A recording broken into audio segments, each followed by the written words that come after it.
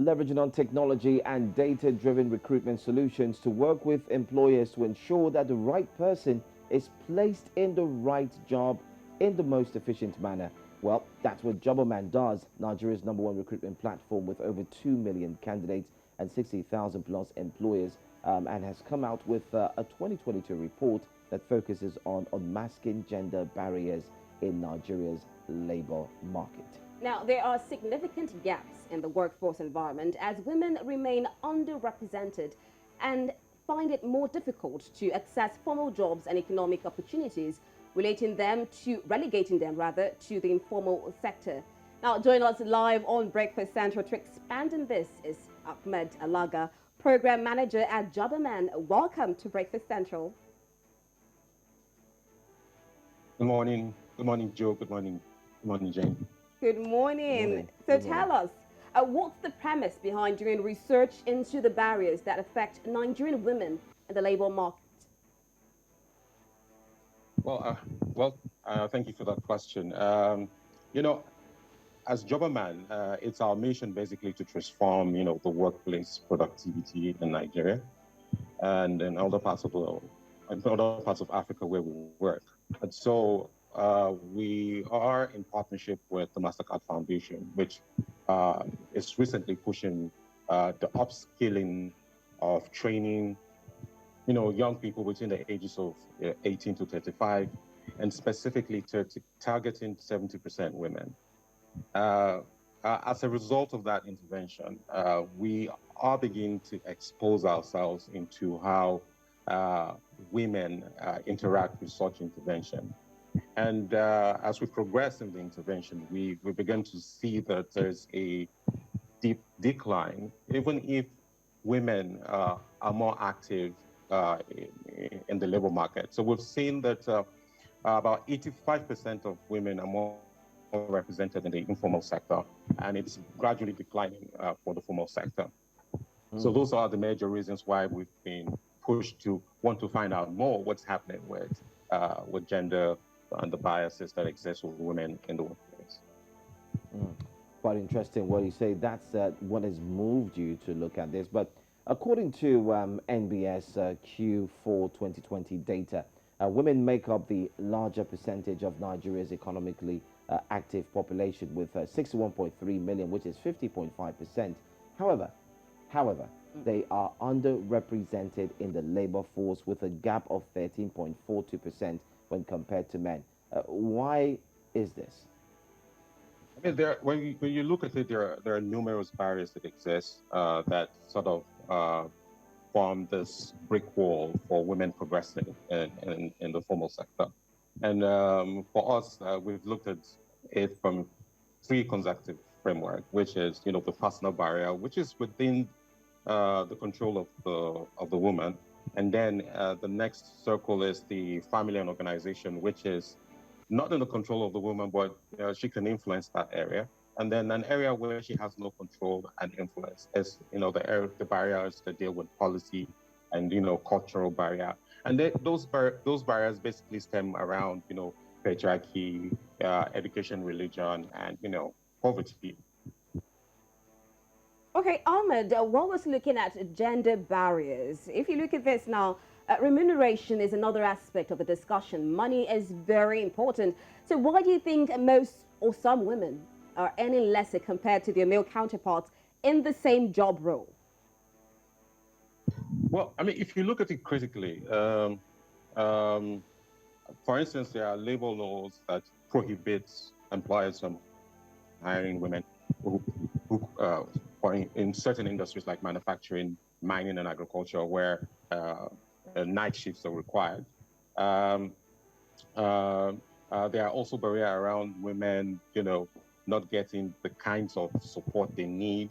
And if you ask a lot of women who want to take most positions, the first thing they consider is, would I have to,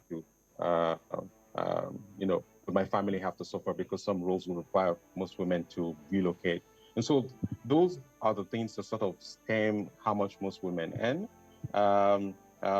Another thing that is alarming to us as well is when we look at the formal sector, the reason why the formal sector is actually thriving is because there are no too much barriers into going into entrepreneurship.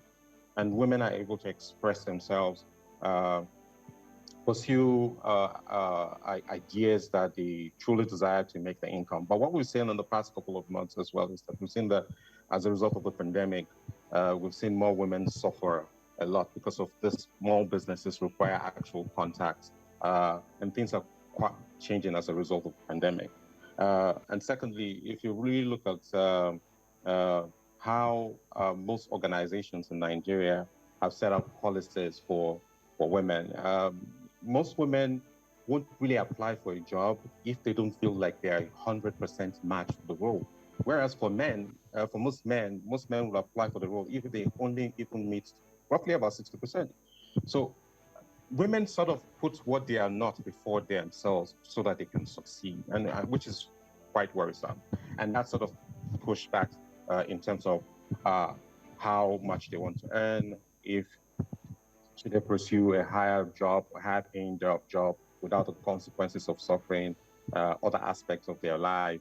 And so this juggling these ideas sort of puts the women into an area where they want to go for or opportunities are presented to areas where the remuneration is not high because the time required to do that job is not high as well. So, for instance, a good example is most families would require most women to take jobs that require them to do certain things like teaching. So when you think about teaching, the first thing that comes to your mind is a woman, right? If you think of an astronaut or a chemical scientist, you hardly think about a woman, and that's how this construct has sort of refrained how much women earn as a result of some of these barriers that I've mentioned. All right. Well, you've spoken so well, but let's take a look at the role that technology plays. So, what role does technology play in helping to reduce unemployment amongst women today? I think that over the last couple of years, we've seen an increasing uh, growth in uh, the uptake in using, mobile phones and devices to actually pursue their interests. Um, we've seen more businesses set up from just Instagram, WhatsApp.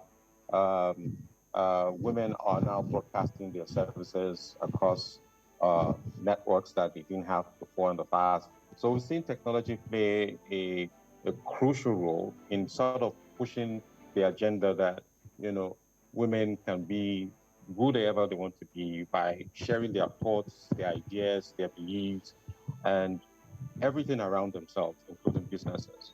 We could say that the uptake of social media uh, and mobile devices have sort of put back in the hands of women their compass to achieve most of their business goals. Yeah, we've had many self-made entrepreneurs who are women, you know, come from just a single post on Facebook, WhatsApp, and Instagram. So that's one key area that technology has really played in sort of, you know, bridging that gap in terms of proliferation of the internet or technology as well. We're seeing an increasing growth in e-commerce as well, drop shipping, taking advantage of fintech that exists. We're seeing more women do more with the technology that exists, on the palm of their hands. Whereas in the past, this didn't exist, so more women were refined to existing structures, and those structures were either too far to reach or expensive, or tailored against them based on some of the barriers that I've mentioned. I must say, Ahmed, that I would agree with you. I mean, before now, you couldn't just sit back at home and sell your business. But right now, we see people calling themselves fashion bloggers. We see people who also exercise themselves in cooking and say, okay, this is what I can do. Now, you've given so many observations, so many statistics. How does Jobberman source its data for these and all the numerous reports from the past? Oh yeah, so I mean, we work with primary and secondary data sets. Basically, we have a strong research team in house because for a lot of the things we do, we like to be driven by data. So we work with primary and secondary data. We actually send out polls and surveys to gather some of the insights that have informed all the research that we've done. And the research is quite remarkable, and some insights that are not just benefit to Jobberman as well, but benefit to anybody who understands the status quo as to uh, the issues of equity or inequity and gender barrier for women. We've also conducted numerous interviews, and so those are some of the qualitative and quantitative data that sort of support our research work. All right. Well, at the end of it all, let's be honest, numbers indeed don't lie. But we need to move beyond reporting numbers and statistics. What do you hope this newly released report by Jobberman will accomplish? Well, when we really look at it, we hope that this report will sort of improve policy and and culture that supports women rights and participation in the labor market. And if we're able to achieve that, we definitely will begin to see, a more friendly social system, a better workplace that allows women to transition, and reach their full potential, which would be incredible. I mean, because it is often said that whatever you give a woman, she will multiply, and that's what this will happen. And then once that happened, we also know that there will be such a great personal transformation for women and girls across the world. They become better skilled, they become more confident, they'll be able to compete favorably in the global market space. And so we're hoping that individuals from all walks of life take avail of the insights in the report, and it sheds light to some of the challenges that currently exist. Yeah. All right. Thank you so much, Ahmed Alaga, Program Director all the way from Jobberman, and you've spoken so well. I'm going to take one of your words there. So whatever you give to a woman, she multiplies. So that part got me there. I love that part. I'm looking to give Rita something now, so hopefully I can have get gifted hands. Yeah, that's it. Anyway, thank you so much. Great report, by the way. And quick one, where can people find this report, if I may ask? Yeah, I mean, so you could just go to our website, which is jobberman.com. If you want a direct link, it's jobberman.com/research. It's there to download, free of charge. Free of charge. Nice. No need to pay anything, no surcharges and so on. No, Thank no you. need to pay. Thank you so much for buying our time to be with us, and let's talk about this. I really appreciate your presence. All right, so there we have that story. I mean, I was looking at probably giving you this tablet so you could actually multiply it. Like, let me have 6 Joe, of it. Joe, if you want to talk to me directly. No, With my don't go full through the chest, corner.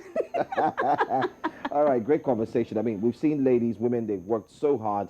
I mean, I can attest to the fact that New Central is a place where women are indeed thriving. I have so many of them. We're about to be joined by another lady, by the way. So you see, they're always here. And even those behind the scene, we have women there. Oh, yeah, We have wonderful women. I yes, mean, we've got from the Kate, technical Tyra. directors to the graphics, you name them, to the makeup artists, Yes, to the camera operators, you name them. So women inclusion, like they say, there's no exclusion. They have to be fully included.